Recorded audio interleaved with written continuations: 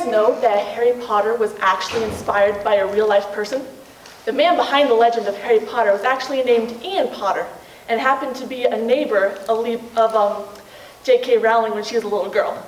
You see, J.K. Rowling is not the only author to use this tactic in their writing, of taking pieces of their real lives and placing it in their writing. Why do I bring this up? Well, for my senior project, I decided I wanted to write a book because as a young girl, I always loved reading. And so I decided for my senior project, hey, why don't I write a book about a past experience that I've gone through at the Hoods and Justice Club at Bow High School. So I remember I had the idea in my head. I sat down, I was ready to write, and I realized I don't know what I'm doing. And so I had to step back and do some research on how do I actually do this. And I'm really glad that I did because I actually learned a lot. For you see, the part that I struggled with most and actually enjoyed in the long run about writing a book wasn't the plot creation, but was making the characters. For you see, it is the characters, in my opinion, that drive the force of the story. You have the hero versus the villain, and you have the smart one versus the brave one. And I believe that if you can make really good characters, aka make characters that are realistic, who act like real people, then I believe you have a good chance of writing a good story.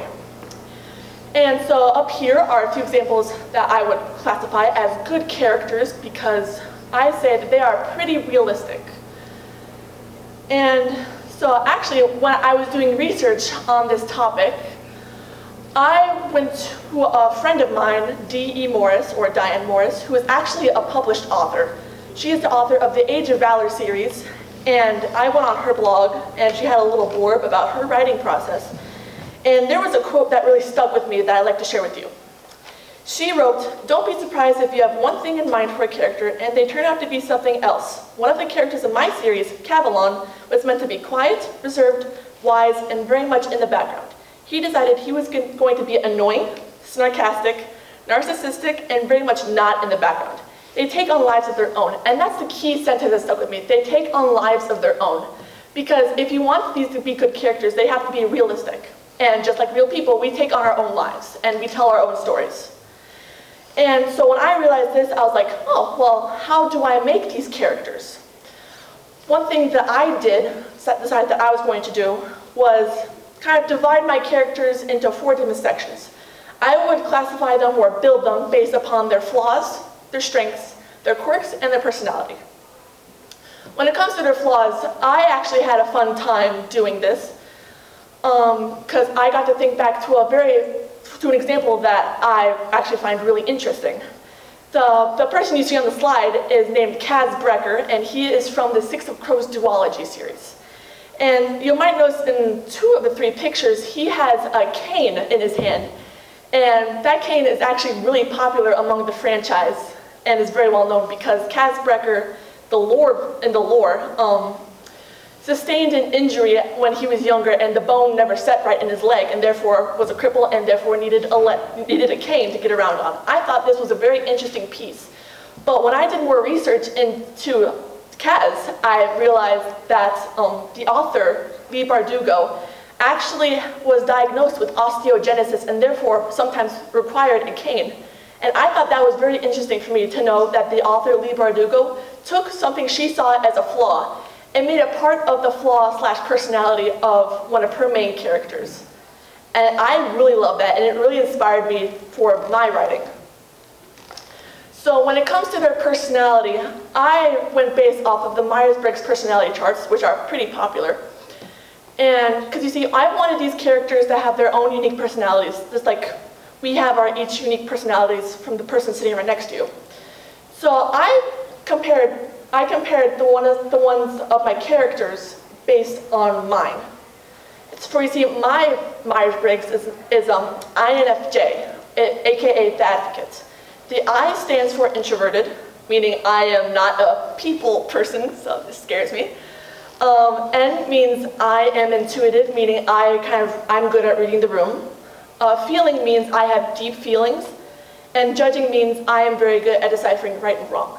Now you can take my Myers-Briggs personality chart and compare it to the one of my main character, who is an ISTJ. Similar yet different. And I used the Myers-Briggs to kind of build up their flaws and strengths and their quirks on top of that.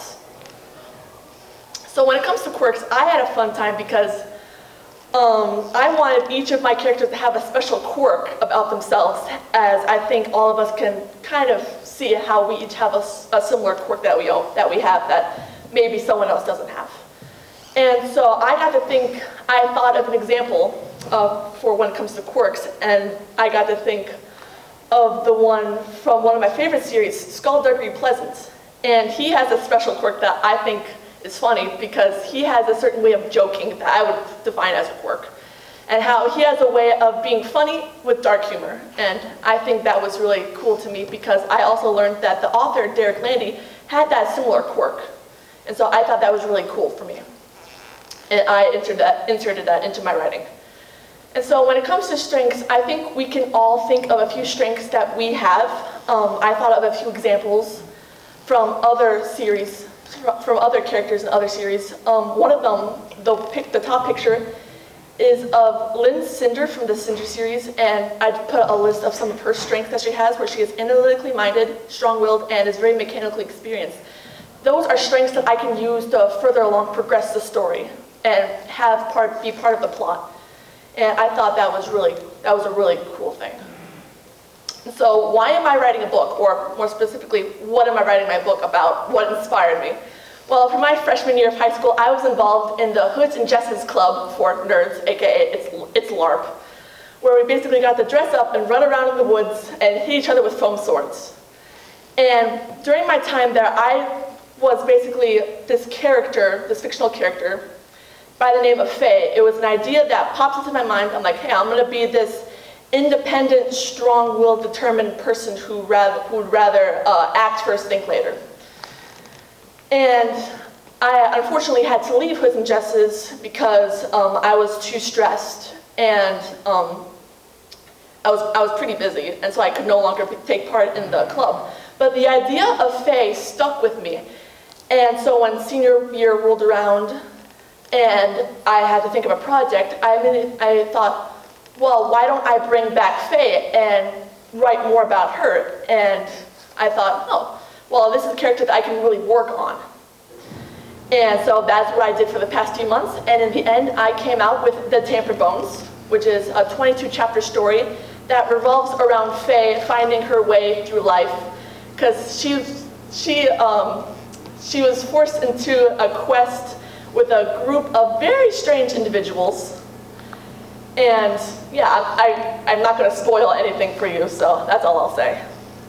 But writing this story really made me think about how much the real world impacted my story.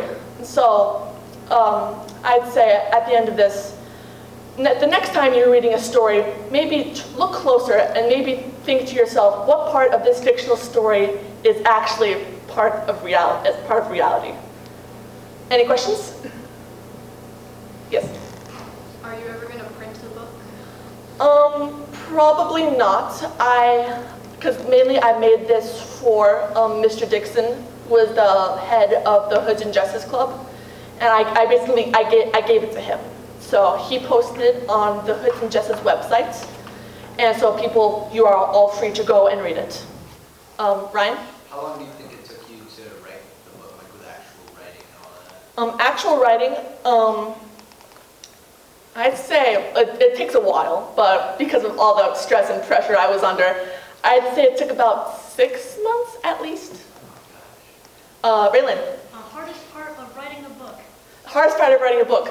So, as I said before, these characters are very realistic. I make the world, I make them, I put them in the world, and I am forced to watch them do what they do, and sometimes I'm like, why? I don't like what this character is doing, but I can't stop it because that goes against what they would do. So that's kind of the hardest part. I'm like, oh no, why would I do that? Callie? How many pages was it? I believe it was at least 150. So, That's amazing. Congratulations, Brittany. thank you. Thank you.